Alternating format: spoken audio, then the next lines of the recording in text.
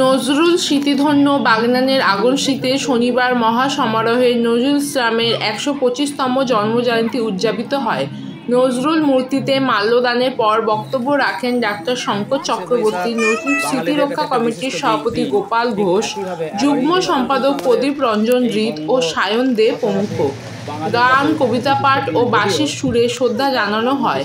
খুদে পড়ুয়ারা নজরুলের ছবি ও কবিতা লেখা পোস্টার নিয়ে শোভাযাত্রায় অংশ নেয়। একজন প্রবাদ প্রতিম ব্যক্তিত্ব এসেছিলেন, তার পদার্পণ ঘটেছিল। মানে এই জায়গার বা এই অঞ্চলের এক পরম প্রাপ্তি।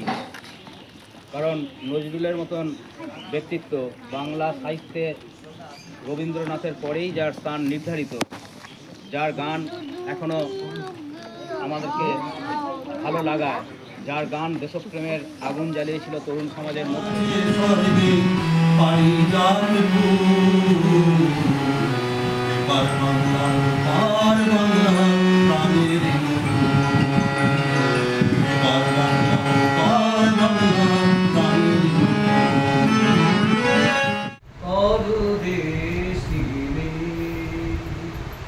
সে দেশে যাবে বাদল ঝরে,